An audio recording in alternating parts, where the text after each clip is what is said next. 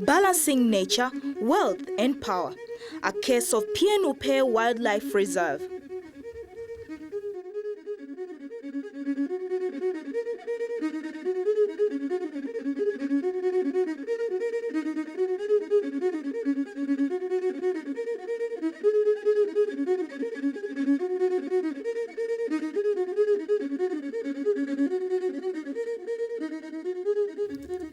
This signpost marks the borderline between Kapchora district and the southern Karamojong district of Nakapiripirit.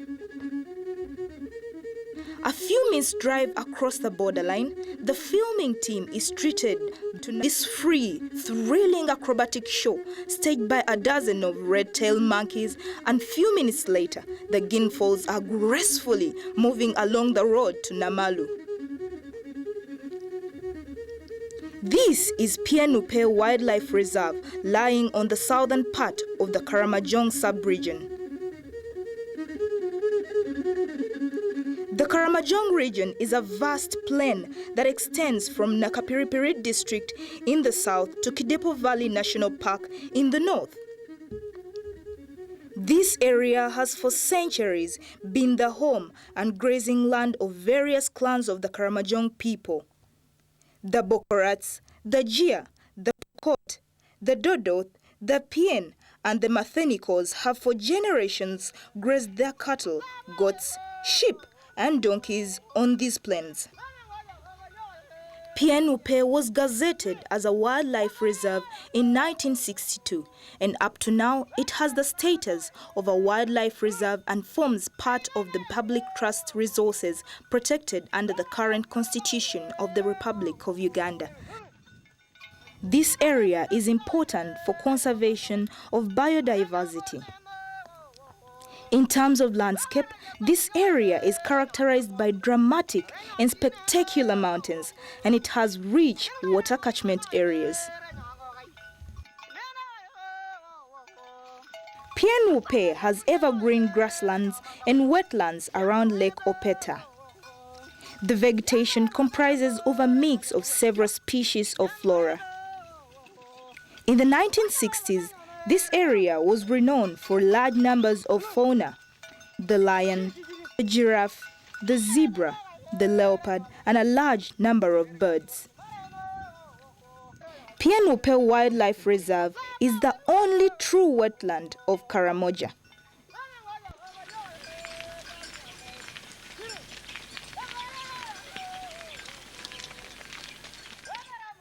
In spite of its protected status, access to the wildlife reserve and some of its renewable resources that are important to the livelihoods of the local communities was guaranteed under the gazettement instruments. In particular, the Karamojong local communities continue to graze their cattle and get water from the swamps in the reserve. They can also harvest from here materials like grass to construct their dwellings.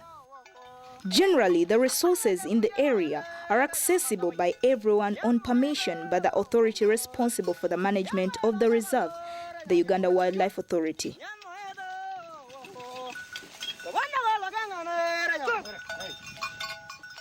What we do is, depending on the weather conditions, we do discuss and agree on modalities for accessing water, especially, which is a very vital resource.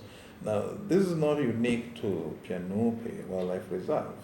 We have had similar arrangements for the Kamburu area, which is a pastoral community.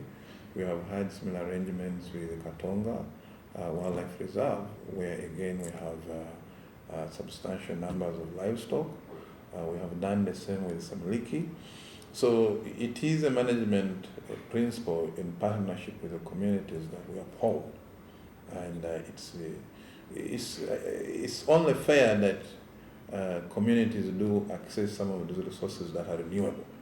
The principle here is, in terms of our work as conservationists, not to engage in activities that cause permanent destruction or permanent change in the ecosystem.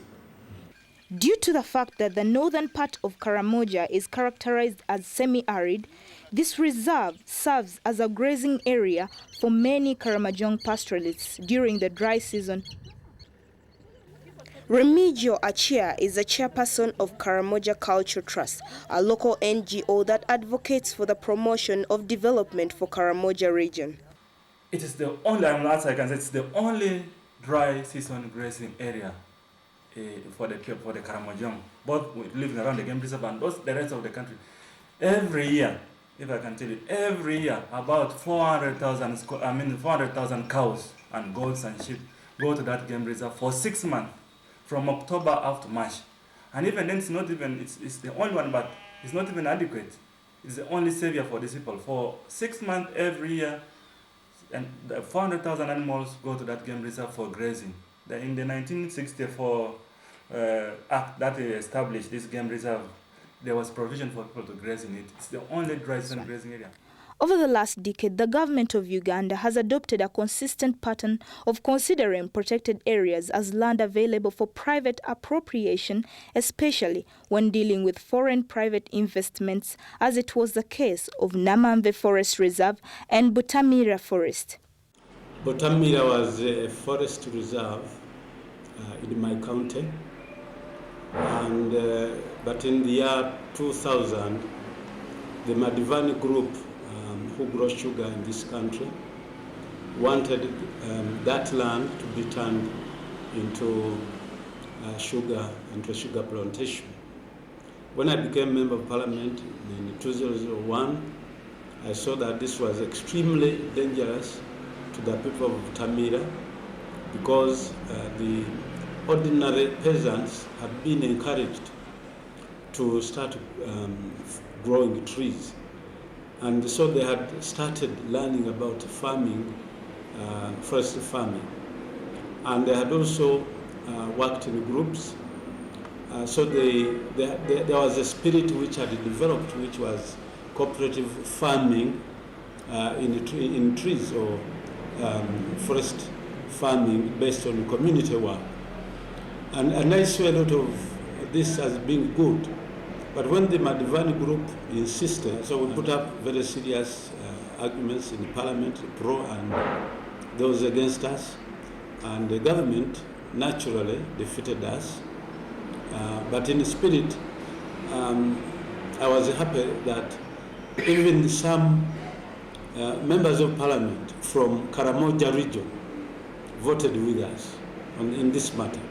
In a similar arrangement, over 500 families of the Benit people of Kapchora who used to live on the upper slopes of Mountain Elgon were evicted from the forests on the mountains and resettled on the lower slopes, totally changing their livelihoods.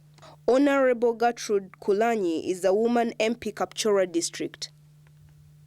The Benit people they are an ethnic group of the Kalenjins in East Africa, and they live on Mount Elgon, both in Uganda and Kenya, and they have been there for time memorial. I don't know actually when they ever lived there, but they have been there ever since the Uganda maybe was created, and they have been living in the forest up to 1983.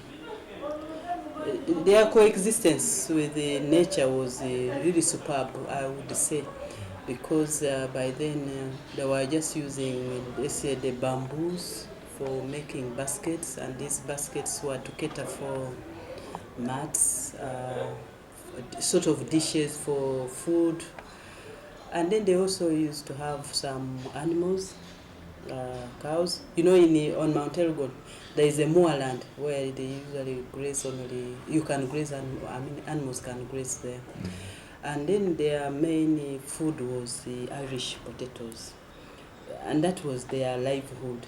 But touching the forest and whatnot, they were not really. The coexistence was good, I think, in terms of balancing nature, because by then there wasn't serious farming or cutting of trees. And this, the changes came in 1983 when government evicted them from their habitat down, and they had to change their lifestyles altogether, because the bamboos are only found at a certain contour on Mount Elgon, but where they were coming down, there were no bamboos anymore. So they had to cut down trees, change lifestyles like the Sabinis would do. So they cut down the trees, they started farming maize. So I don't think they liked the whole thing. Under the same trend, the government of Uganda made a decision to consider the degazettement of PIAN UPE Wildlife Reserve in favor of changing its land use in view of allocating it to private investment in the year 2003. Recently, when on the foreign mission of attracting investment abroad, our president got in touch with I think they were Libyan investors who had plans of growing cotton on a very large scale, and ginning the cotton, weaving it, and making fabric for export in order to enter the AGOA and European markets. Now, there was a critical mass of land that was required. This land could not be obtained anywhere except in the South Karamoja region. We went to PIAN UPE. The law allows gazettement and degazettement. What we have not agreed on in this country is what percentage of the land area should be critically preserved as a forest reserve. Karamoja is a conflict-prone area emanating from the struggle to control the scarce resources, that is water, land and pasture. The decision to consider PIAN UPE for degazettement prompted ACODE, a Ugandan-based regional think tank which promotes democracy and sustainable livelihoods, to intervene, basing on the concept of balancing nature, wealth and power, as explains Godbato Mushabe, its executive director. Nature, wealth and power is an analytical framework for looking at projects that support environmental conservation and promote economic development. And the framework has been developed by African and other scholars who have been working on a number of development projects over a period of 20 years. And they came to realize that most of the projects that were being pursued by governments, by developing partners, were largely unsuccessful. And based on their experience, they came to realize that actually those projects were unsuccessful because they focused so much on the technical and scientific aspects of environmental management and ignored the economic aspects, in other words, the wealth aspects, but also ignored the governance aspects, which is the power element. So the entire frame of nature, wealth, and power is to say that if you are designing a project, you want to make sure that that project addresses the science of environmental management, addresses the issues of who benefits from the wealth that is created, and who benefits from the wealth is normally determined by the amount of power possessed by the different constituencies. And therefore, you need to balance nature, wealth, and power to get positive outcomes. The chief executive of Uganda Wildlife Authority describes the procedures government went through before considering PIAN UPE for degazettement. In an attempt to find some land for agricultural investment, a proposal was made to utilize or to change land use in the area that we now know as PIAN UPE Wildlife Reserve. Of course, in line with required procedure, we did advise that it would require a comprehensive environmental impact assessment to guide the decision-making process as to whether change in land use of this area could be undertaken. Government authorities did listen to this advice, working together with the National Environment Management Authority and the Uganda Investment Authority.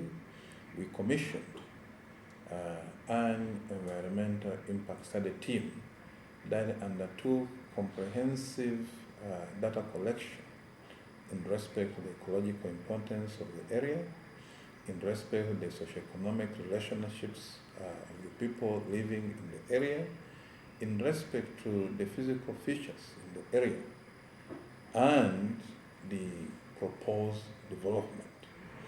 The EIA statement came out with specific technical recommendations, which again were presented to government, of course, after all the stakeholders reviewing, and this provided the authoritative ground for making a decision on whether a change in land use should happen, or whether a degazettement, as people like to call it, could be undertaken. Honorable Peter Lokeris is a member of parliament from Karamoja. He is also the government minister in charge of Karamoja. From the start, when the suggestion came, the president called me and a group, others, and said that Karamoja does not have any investment at all. And without investments, it may not change so it will be. I introduced that there is a group of investors who would like to go and do some farming in that area, growing fruits, growing what, and then establishing some agro industries, agro processing industries. So then also the company was shown how many people would be involved, especially working for the company. Yes. And I thought maybe that would also help the Karamojong, especially as the country is facing unemployment. On the ground, the Karamojong people insist that they were not consulted when government was taking these considerations, as these local community leaders in Namalu explain. We already have enough enemies.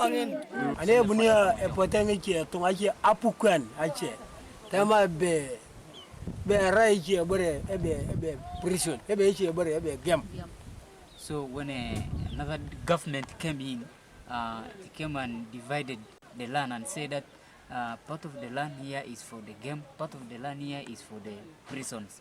Yet they had not consulted the community at large. Our involvement in PIAN UPE Game Reserve is actually recent involvement. We came to know about government's intention to give away PIAN UPE to a private investor about 18 months ago. That's about April. And we did not have full information about what was happening. What we had was from the newspapers. Actually, we first read about government's intention to give away land in the papers. So our first point was to find full information about what was government intention, how was it going to happen. So we sought information. We came across the environmental impact study report, which is a public document. We read other communications from the Prime Minister's office, from government to the embassies, and from different actors who were involved. And we were really, we were concerned that there were a lot of things that were not being done well, and a lot of things that were not explained to the people. First of all, we found that a lot of issues which were in the reports were not true, because they were talking about people having been consulted. When we went on the ground, people are not actually aware. The part of PIAN UPE Wildlife Reserve under consideration for degazettement amounts to 1,903 square kilometers, which is about 75% of the whole reserve. Government was almost going to give away 2,304 square kilometers of land. The PIAN UPE is one of the largest game reserves in Uganda. It's actually almost twice the size of Kidepo National Game Park. Kidepo National Game Park is about 1,400. So imagine twice that area. And for those of Ugandans who don't know how big 2,300 square kilometers is, it's almost like 4 districts of Uganda. If you put Bugiri, put Busia, put Mbale, put Kumi together. That's the kind of area that you get in order in total area in terms of PIAN UPE game reserve. So it's a very important thing. That was one of our concerns, that this land was being given away. It is the largest and the only dry season grazing area. Advocates Coalition for Development and Environment, ACODE, a local NGO, observes that natural resources provide immediate economic and enterprise opportunities for Ugandans, majority of whom live in the rural areas. One of the major programs of ACODE actually is environmental, is democracy. So we promote democracy through an environmental lens. But the most important point about our program is that ACODE realizes that Uganda is a nature-based economy. Majority of our citizens, majority of Ugandans depend on the natural resources for survival. The bulk of our exports are actually agriculture-based and other environmental resources, and therefore they need to manage our resources, our environment very well, and to democratize the access and control and exploitation of natural resources is very crucial for us. But the most important is that through environmental governance, we seek to democratize our country, and in so doing, to improve the livelihoods and sustainable development of our people. Now, in the case of PIAN UPE, it's one of those many cases. PIAN UPE Game Reserve is one of those cases, many cases that ACODE has been involved in. Perhaps people would have told you about our assistance to Butamera community. One of ACODE's major participation is to help communities in distress, communities whose livelihoods are being threatened, especially by government action or by people who seek actually to maximize profits at the expense of communities. ACODE has worked with other key partners and stakeholders at different levels to dialogue and illustrate the interface between nature, wealth and power in the context of PIAN UPE Wildlife Reserve case. In the development process, ACODE stands for two things. One is that it stands for the communities that are normally unempowered to participate in the development process. So ACODE comes in to make sure that the communities have a voice so that they can make their contribution and actually own the development process. ACODE also comes in the development process by helping government to really analyze the various options that are available for any development projects, because it brings in the independent perspective of analysis that actually you can look at a range of options and make sure that your project is going to benefit the country, benefit the communities. Uganda Wildlife Society worked hand in hand with ACODE to fight for the rights of local communities of Karamoja to promote awareness about the effects of the degazettement, as explains Jacob Manyindo, Senior Research Fellow. About 3 years ago, we got information that there was an attempt to degazette PIAN UPE Wildlife Reserve for the benefit of a Libyan investor. And when we got this information, we wanted to carry out a little bit more research on it. As far as we are concerned, it was a process that we had been seeing evolving over a long time. And we did some research on the conflicting interests, land use change in protected areas for private commercial interest. And that has been published. And at the same time, we also worked with ACODE on the legal implications of such a development, the gazetting of PIAN UPE Wildlife Reserve. Uganda Wildlife Society's work was sponsored by CARE International, as explains Christine Nantongo. Well, the PIAN UPE degazettement issue is not much different from other initiatives of land use change in southwestern Uganda, where our natural resources program is mainly focused operationally. But this case was introduced to us by a partner. We have a partnership approach that enables us to support others, but also work with them on specific issues of natural resources and conservation. And we supported Uganda Wildlife Society to undertake a study to clarify this issue. And in the subsequent year accord, jointly with Wildlife Society, we are able to pursue this issue jointly as well as with others. But what's in it for us as CARE is that we are increasingly looking at supporting initiatives that will secure livelihoods in situations of where conservation and development initiatives would perpetuate the vulnerability or poverty of that community. And PIAN UPE gave us a good case because we are a protected areas program, and the entity being degazetted was also a protected areas entity. But it illustrated issues of power, issues of exclusion by indigenous people from decision-making processes, issues of limited access to information by communities, and how such a process would increase the vulnerability of a given community, irrespective of where it was located in Uganda.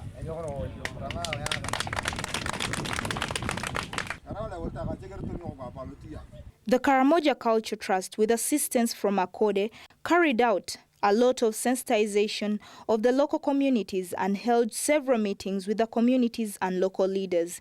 Of course, ACODE works, we use strategies of work, and we work with other people and the stakeholders. So we've worked with the Karamoja Culture Trust, which is a local NGO based in Karamoja. We have worked with the local authorities in Akapiripirit District Council and Moroto District Council, with whom we have shared a lot and come up with agreed positions on how the degazettement should go and what the people should have. So, and the whole intention is to empower the leadership and the communities there so that they can better get equal share in the proceeds from such an investment. The local communities have been seriously sensitized about their rights, and indeed there is a common call. A call to government to be involved in the decision-making process in all affairs that concern them. Capacity building for the leadership community, the involvement of the district councils in Akapiripirit District Council and Moroto in making decisions about the lives of their people is very important, because Nakapiripirit was able to develop a memorandum of understanding, which we helped actually to develop with them, where they have set out certain benchmarks for the proposed gazettement with government, and it's going to be a basis for negotiation with government, that if you do this, then ours is this. ACODE and its partners' efforts in sensitizing local communities can be seen through the recommendations of Mr. Terence Achia, LC5 Moroto District. So as I speak of my opinion, it means it's already an opinion which I have found out after consulting the people. So that the view is not my own, but it's of the people's view. And my opinion is it's a good idea to be able to degazette the area, but for the benefit of the people of Karamoja, not for the benefit of the investor. The investor is a secondary issue. The investor is only a group or a partner in this regard. A correct legal process must be followed in the degazettement of land. That this land be degazetted and given back to the district. And in that respect, whichever investor that government wills to come to Uganda and come to Karamoja, whichever investor that comes must negotiate with the people on what piece of land to be given to them.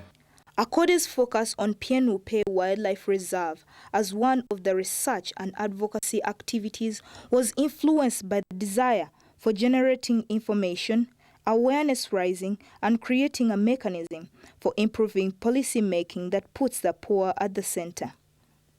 ACODE was motivated by the need to contribute to poverty eradication and generally promoting good governance in Uganda, basing on the concept of balancing nature, wealth, and power. In the case of PIAN UPE, the project actually failed because the investor pulled out. And part of the reason why I think that project failed is that it focused more on the economic aspects and failed to take into account the technical consideration, the scientific considerations. At the time of project design, the investor didn't appreciate the ecological dynamics and ecological uniqueness of Karamoja as a possible investment destination. But the project also failed because the communities and the local authorities were not given adequate information on what the investor was going to do and what was supposed to be their benefit from the project. Honorable Baguma Isoke recognizes the role played by civil society in complementing government efforts in promoting the protection of the environment and protection of good governance in Uganda.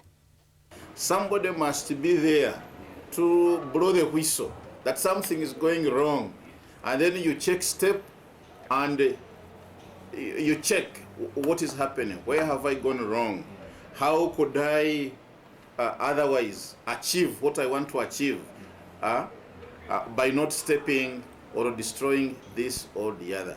So the role of civil society in Uganda is welcome and timely, and they should really be encouraged to blow the whistle where things are going wrong. Whole in whole, balancing nature, wealth, and power still remains a big challenge, but ACODE and its partners are determined to see the country through this process.